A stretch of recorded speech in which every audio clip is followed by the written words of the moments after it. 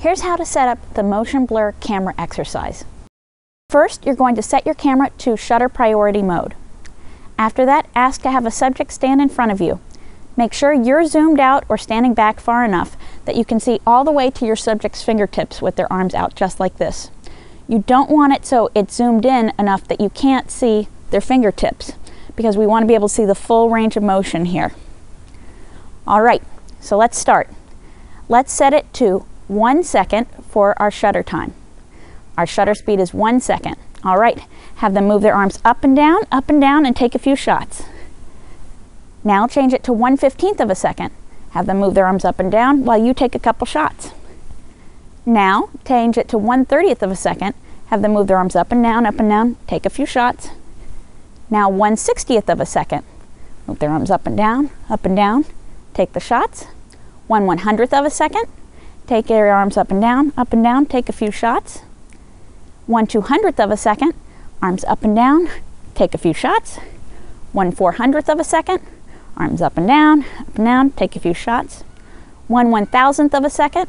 Arms up and down, take a few shots. 1/2000th of a second. Arms up and down, have them take a shot. And then 1/4000th of a second. Have them wave their arms up and down while you take a few shots. Great. Now we'll go and review what happened as we went through that series. To review our images, you're going to need to press the little play button or preview button that's located on the back of your camera. As we go through and review these images, we're going to want a little bit more information than what's provided in the full LCD screen preview of your image. So to do this, you'll either press the info or display button, or in the case of a Nikon camera, you'll probably press up or down on the little indicator buttons there until you get this screen that is like this, which gives you all the information about your image. Where the highlights are blown out, they may be blinking as they are here. So pretty much right now for this purpose and exercise, we're just going to ignore those right now. We're just going to be looking at the other information that's presented here about the shot. So to start with, we had a shot taken at 1 second long. This is such a long shutter speed that pretty much my arms aren't even in existence when they were waving up and down. They're just a total blur and they're gone. Because it's such a long shutter speed, it lets in lots of light. So it's going to use the smallest aperture opening it can, which is the highest f-stop. That's f22. And it's going to use the lowest ISO, or the lowest sensitivity to light, that the sensor has. As we move through to 1/15th of a second, you can see I at least have regained some arms. They're total blur though, lots of motion blur. Here we still have ISO of 100, but in this case our f-stop number has gone down so that it can let in more light because our shutter speed is going faster and less light is being let in that way. At a 1/30th of a second, things are starting to get a little bit more clear, but still substantial amount of motion blur. We have ISO 100 and an f-stop of 5.0. Now you may be asking yourself, how are these other things changing here? Again, we need to remember we were shooting all these on shutter priority mode. So in shutter priority mode, we were setting just the shutter speed, and the other two variables, our ISO and our f-stop, were being set automatically by the camera.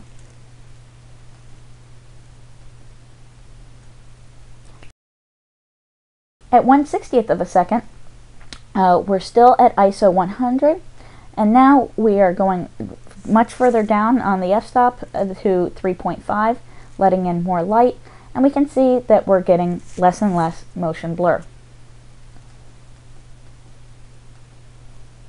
At 1/100th of a second, now we have run out of the amount of remaining aperture that our lens has to be able to open up any wider to let more light in. Consequently, we are going to see in the series here that the ISO is going to increase as each image that we go along to a faster and faster shutter speed. So in this case, it's at 125 for the ISO and 3.2 for our f-stop. At 1/200th of a second, we're getting close to having no more motion blur. We end up having the ISO go up to 250, and we're still at an f-stop of 3.2.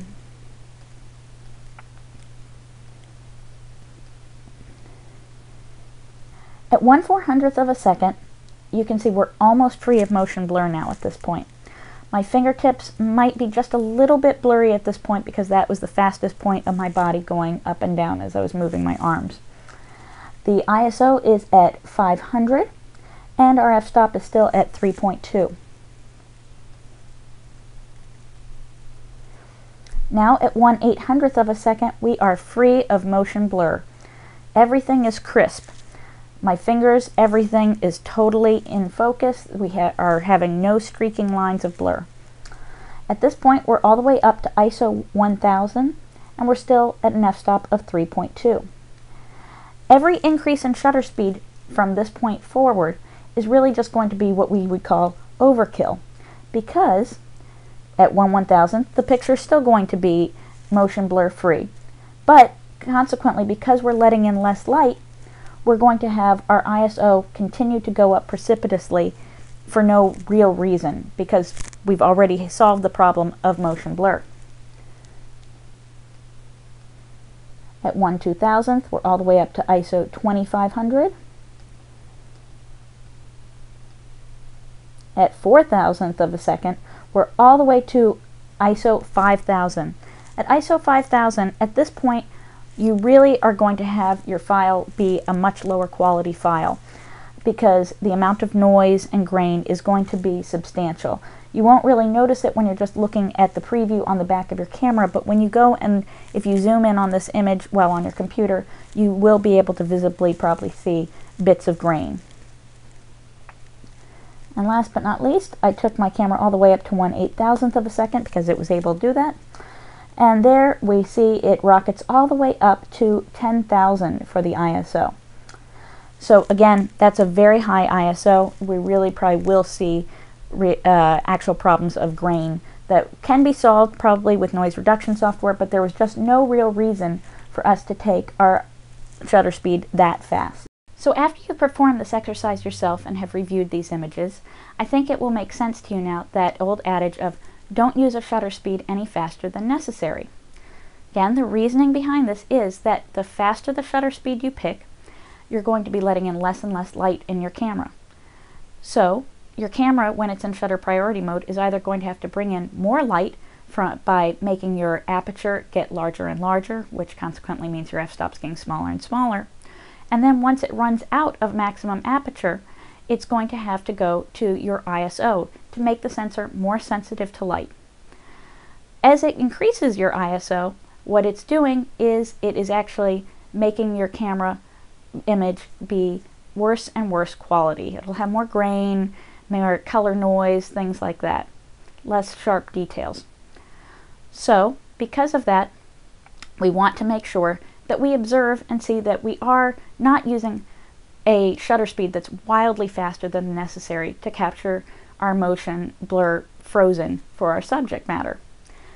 So the thing to remember is, though, we saw from the series how quickly it went from having some actual motion blur to no motion blur.